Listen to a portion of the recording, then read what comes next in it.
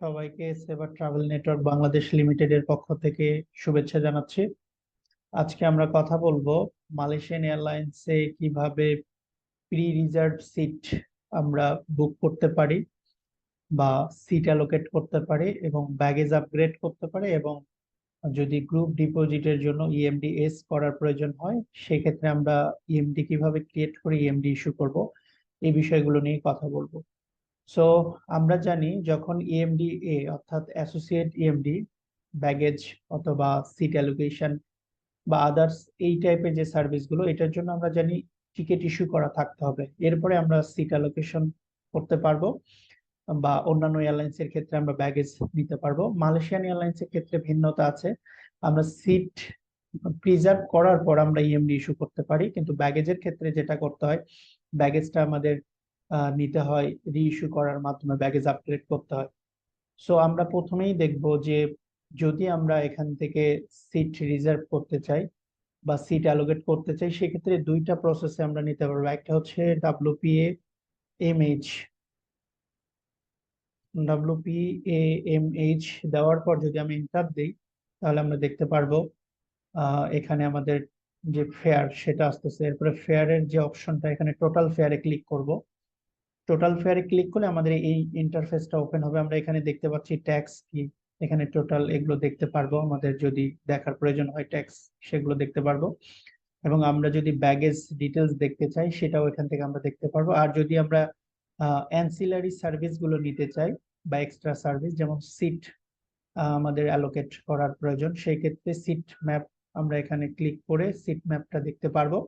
Air extra অপশনে যদি, যেমন মালয়েশিয়ান এয়ারলাইন্সে শুধু সিটের ম্যাপটা শো করছে এখানে, বাট অন্যান্য এয়ারলাইন্স এর ক্ষেত্রে এই জায়গাতে এয়ার এক্সট্রাতে আমরা ব্যাগেজ অপশন বা অন্যান্য যে সার্ভিস গুলো নিতে পারবো সেই অপশন গুলো চলে আসে। আর এখানে ব্র্যান্ডেড ফেয়ার, মালয়েশিয়ান এয়ারলাইন্সে আমরা জানি অনেকগুলো ফেয়ার অপশন থাকে, তো ব্র্যান্ডেড ফেয়ার থেকে আমরা এই অপশন গুলো দেখে নিতে পারবো। সো আমাদের এখন মূল বিষয় যে আমরা সিট ম্যাপ থেকে কিভাবে সিট বুক করব। সো সিট ম্যাপে আমরা ক্লিক করার পরে আমরা দেখতে পাচ্ছি সিট ম্যাপটা ওপেন হচ্ছে। এখান থেকে আমার ক্লায়েন্টের পছন্দ অনুযায়ী আমি সিট বুক করবো। যেমন আমরা দেখতে পাচ্ছি এই সিটটা যদি আমরা বুক করি, সেক্ষেত্রে আমাকে 3,901 টাকা বাড়তি দিতে হবে। সো সিটটা সিলেক্ট করার পর সেভ অপশনে যদি আমরা ক্লিক করি, সেক্ষেত্রে আমাদের এই সিটটা সেভ হবে। এরপরে আমরা রিসিভ ইয়ার করে করব। এরপর আমি চেক করব যে সিটটা আমাদের এয়ারলাইন্স থেকে কনফার্ম করেছে কিনা। ডিসপ্লে ব্রাভো দেওয়ার পর আমরা এন্টার যদি দেই, তাহলে আমরা দেখতে পাচ্ছি যে এয়ারলাইন্স থেকে আমাকে সিটটা কনফার্ম করেছে। আর এখানে যদি পি লেখা থাকে, তার মানে এটা পেইড সিট। আমরা কিভাবে দেখবো যে আমার এয়ারলাইন্সকে পেমেন্ট করতে হবে কিনা সিট অ্যালোকেশনের জন্য? সেক্ষেত্রে ডিসপ্লে আলফা ইকো, আবার ডিসপ্লে আলফা ইকো সুগার। আমি আবারও রিপিট করছি, যখন সিট ধরার পর আমরা দেখবো যে কোনো পেমেন্ট ইনভলভ আছে কিনা। ডিসপ্লে আলফা ইকো সুগার দিয়ে যদি এন্টার দিই, তাহলে আমরা দেখতে পাচ্ছি যে এখানে আমাদের কত টাকা পেমেন্ট দিতে হবে। আর আমরা এখানে স্ট্যাটাসটা চেক করব। যতক্ষণ পর্যন্ত না এখানে এইচএন স্ট্যাটাসটা এইচডি হবে, ততক্ষণ পর্যন্ত আমি ইএমডি ইস্যু করতে পারবো না। তো আমরা জানি ইএমডির এখানে যদি এইচএন লেখা থাকে, এটা রিকোয়েস্ট ইন্ডিকেট করে, আর এয়ারলাইন্স থেকে যখন এটা কনফার্ম করবে, এটা হয়ে যাবে এইচডি। সো এইচডি হয়ে যাওয়ার পর আমরা ইএমডি ইস্যু করার যে এন্ট্রিটা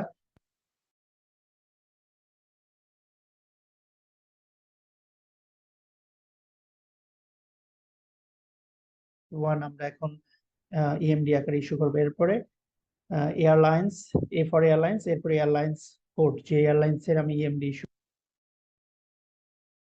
FINVAGT, অর্থাৎ form of payment, invoice, agent payment করবে, then cross of Lawrence, delta Peter echo. এই এন্ট্রিটা যদি দেই, অর্থাৎ এখানে আমাদের স্ট্যাটাস যদি এইচডি থাকে, অর্থাৎ আপনার পেমেন্ট রিকোয়ার্ড, তখন হচ্ছে আমরা এই এন্ট্রি দিয়ে এন্টার দিলেই আমাদের কি হবে, আমাদের ইএমডিটা ইস্যু হবে। যেহেতু ট্রেনিং আইডি, সেই জন্য এখানে আমরা দেখতে পাচ্ছি যে এয়ারলাইন্স থেকে এইচএন করে দিয়েছে, এইচডি করে নাই। সো এই জন্য আমরা এটা আপাতত ইস্যু করতে পারছি না। বাট আমরা যখন ইএমডি ইস্যু করব, তখন এই ফরম্যাট দিয়ে আমরা যদি এন্টার দিই, আমাদের ইএমডিটা ইস্যু হয়ে যাবে। এরপরে আমরা যদি, আমরা তো দেখলাম গ্রাফিক্যালি কিভাবে সিট বুক করতে। এরপরে যদি আমরা কোডের মাধ্যমে নিতে চাই, সেক্ষেত্রে 4G ওয়ার্ড ডিসপ্লে দিয়ে আমরা এন্টার দিলে আমাদের সিট ম্যাপটা ওপেন হবে। এরপরে আমরা জাস্ট সিটটা সিলেক্ট করে সিলেক্ট, দেখেন আমাদের এখানে সিলেক্ট যদি করা না থাকে, সিলেক্ট করে দেন সেভ, এরপর রিসিভ ইয়ার করব। এরপরে আর চলে আসেন আমার ব্যাগেজ আপগ্রেড করা। আমরা জানি মালয়েশিয়ান এয়ারলাইন্স এর ব্যাগেজ আপগ্রেড করতে গেলে আমাদের রিইস্যু করে ব্যাগেজ আপগ্রেড করতে হয়। যেমন আমরা কিভাবে বুঝবো কত কেজি ব্যাগেজ আছে, ডিসপ্লে পিকি দেওয়ার পর আমরা দেখতে পাচ্ছি এখানে আমার ব্যাগেজ আছে 20 কেজি। সো আমি যদি 20 কেজি থেকে 35 কেজিতে আপগ্রেড করতে চাই, সেক্ষেত্রে আমরা প্রথমে যেটা করব, ডিসপ্লে টমি করে টিকিট নাম্বারটা কপি করব। এই ক্ষেত্রে আমি বলে রাখি আমরা কোনো ডেট চেঞ্জ করছি না, শুধুমাত্র আমরা যেটা করব ব্যাগেজ আপগ্রেড করব। সেই ক্ষেত্রে আমরা প্রথমে ডিসপ্লেটি দিয়ে টিকিট নাম্বার কপি করে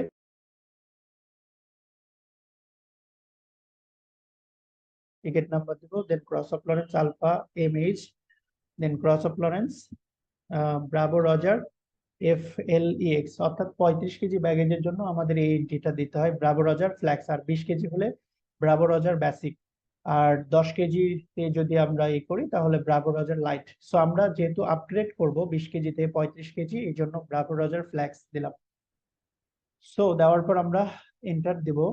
এন্টার দিলে আমরা দেখতে পাচ্ছি যে এখানে কোনো বাড়তি চার্জ অ্যাপ্লিকেবল না। যদি এখানে কোনো ফি না থাকে সেক্ষেত্রে আমাদের এখানে কোনো রিইস্যুর কোড যেটা অলিভার চার্লি সেটা দেওয়ার প্রয়োজন নাই। বাট যদি কোনো চেঞ্জ ফি থাকতো সেই ক্ষেত্রে আমরা এখানে রিইস্যুর কোডটা বসাতাম। অর্থাৎ আমার 35 কেজি নেওয়ার জন্য এক্সট্রা 4601 টাকা পে করতে হবে।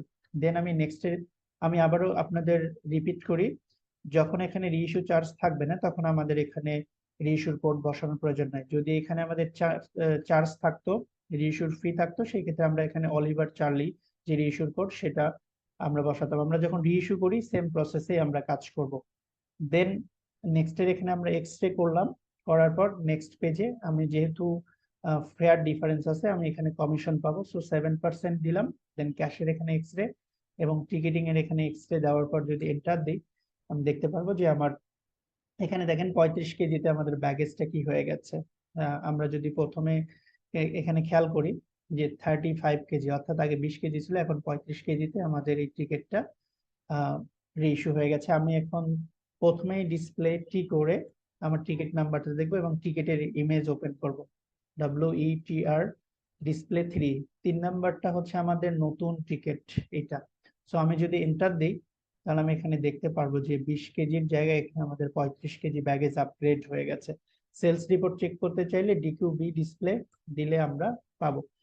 এখন চলুন আমরা দেখব যে যদি মালয়েশিয়ান এয়ারলাইন্সে গ্রুপ ডিপোজিটের জন্য, অর্থাৎ ইএমডি ইএমডি স্ট্যান্ড অ্যালোন যদি আমাদের কি করতে হয়, গ্রুপ ডিপোজিটের জন্য ইএমডি করতে হয়, সেক্ষেত্রে পিএনআরটা ওপেন করার পর alpha echo cross of Lawrence EMD দিয়ে এন্টার দিব। এখানে আমাদের একটা মার্কস ওপেন হবে, এই মার্কসে আমরা ফিল আপ করতে হবে সুন্দরভাবে। যেমন টিকিটিং এয়ারলাইন্স কোড, এখানে আমরা মালয়েশিয়ান এয়ারলাইন্স অর্থাৎ যে এয়ারলাইন্স থাকবে সেই এয়ারলাইন্সের কোডটা আমরা কি করব, বসাবো। এরপরে সার্ভিস সিটি, যেহেতু ঢাকা থেকে আমাদের সার্ভিসটা আমরা নিচ্ছি এই জন্য ঢাকা, এখানে ট্রাভেল ডেট মানে যে ডেটে আমরা সার্ভিস যেটা দেয়া আছে। রিজন ফর ইস্যুয়েন্স কোড, এখানে আমরা প্রত্যেকটা এয়ারলাইন্স এর যে কোড থাকবে এয়ারলাইন্স অনুযায়ী আমরা কোড বসাবো। যেমন মালয়েশিয়ান এয়ারলাইন্স এর হচ্ছে ডি, আর রিইস্যুয়েন্স সাবকোড হচ্ছে, অর্থাৎ রিজন ফর ইস্যুয়েন্স সাবকোড এখানে হচ্ছে গ্রুপ ইএমডি এর জন্য 997। So airlines to airlines group EMD এর সাবকোড গুলো ডিপেন্ড করবে, সেই অনুযায়ী আমরা এখানে বসায় নিব। দেন টাইপস অফ সার্ভিস, আমরা যেহেতু গ্রুপ ডিপোজিটের জন্য এটা করছি, সো এখানে আমরা লিখবো গ্রুপ ডিপোজিট। এরপরে আহ, এরপরে হচ্ছে আমরা যেটা করব, গ্রুপ ডিপোজিট এটা আমরা নিলাম। দেন প্রেজেন্ট টু মালয়েশিয়ান এয়ারলাইন্স, অর্থাৎ মালয়েশিয়ান এয়ারলাইন্স থেকে আমরা এই গ্রুপ ডিপোজিটটা নিচ্ছি অ্যাট ঢাকা বাংলাদেশ, অর্থাৎ অ্যাটের এখানে হবে যেখান থেকে আমি ইএমডিটা করছি। এরপরে বেজ অ্যামাউন্ট, আমরা সে ফর এক্সাম্পল $1000 আমাকে পে করতে হবে। সো এখানে আমি 1000 নিলাম। দেন কারেন্সি, এখানে আমরা ইউএসডি তে করব, মানে নিচ্ছি যেহেতু। প্রথমে আমরা খেয়াল করবো যদি এয়ারলাইন্স আমাদের ইউএসডি তে দিয়ে থাকে, এখানে কারেন্সি ইউএসডি অ্যামাউন্টটা এবং এখানে কোডটা বসাতে হবে, কারেন্সি কোড। দেন আমার 1,17,000 টাকা যদি বাংলা টাকায় হয় সেটা আমরা নিয়ে নেব। দেন হচ্ছে আমরা এখানে বিডিটির যে কারেন্সি কোড সেটা দিব। এরপর এন্ডোর্সমেন্টে আমরা যে লিখবো যে পেমেন্ট আমরা কিসের জন্য করছি, group deposit. So group deposit, এটা গ্রুপ ডিপোজিট পেমেন্ট। লেখার পর আমি এটা এন্টার দিব, সব ইনফরমেশন ঠিকঠাক আছে কিনা। এখানে যেমন ডেল্টা ইন্ডিয়া, এখানে ডোমেস্টিক এবং ইন্টারন্যাশনাল ইন্ডিকেট করছে, সো এখানে আমি আই দিব ইন্টারন্যাশনাল ফ্লাইটের জন্য। দেন আমি যখন এন্টার দিব, এরপরে আমি রিসিভ ইয়ার আয়ার ইএমডি ইস্যু করার জন্য চেক করবো যে আমার ইএমডিটা ক্রিয়েট হয়েছে কিনা। ডিসপ্লে আলফা ইকোস,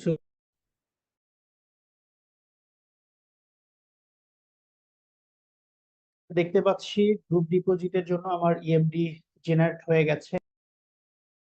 এখানে আমরা দেখতে পাচ্ছি এইচডি অর্থাৎ পেমেন্ট রিকোয়ার্ড। আমরা চাইলে গ্রুপ ডিপোজিটের এইটা ইএমডি আকারে পেমেন্ট করতে পারবো। আমরা আগেই বলেছি যে ইএমডি ইস্যু করার যে এন্ট্রিটা, সেটা আমার যেহেতু এখানে টাইপ করা নেই, আমি টাইপ করে নিব W cross of Lawrence EMD, then display alpha echo আমার আইটেম নাম্বার 2, এই জন্য আমি 2 দিলাম। Then cross of Lawrence alpha MH, then cross of Lawrence FINVAGT, এরপরে আমরা দিব cross of Lawrence delta Peter echo. So আমরা এখন ট্রাই করব যে আমার ইএমডি গ্রুপ ইএমডিটা ইস্যু হয় কিনা। এন্টার দিলাম। সো আমরা দেখতে পাচ্ছি ডিসপ্লে টমি দিয়ে চেক করি, আমার ইএমডিটা জেনারেট হয়ে গেছে। এখন আমি সেলস রিপোর্ট যদি চেক করতে চাই, তার আগে ইএমডির ইমেজ ওপেন করতে চাইলে WEMD display EMD line number 4 দিয়ে এন্টার দিলে আমরা দেখতে পাচ্ছি যে আমার ইএমডি এখানে ইমেজ ওপেন হয়েছে। আর সেলস রিপোর্ট যদি দেখতে চাই DQB ডিসপ্লে ইএমডি দেওয়ার পর এন্টার দিলে আমরা হচ্ছে সেলস রিপোর্টটাও দেখতে পারবো যে কত টাকা ইএমডি ফি আমার লেগেছে। সো এইভাবে আমরা মালয়েশিয়ান এয়ারলাইন্সে ব্যাগেজ, সিট অ্যালোকেশন এবং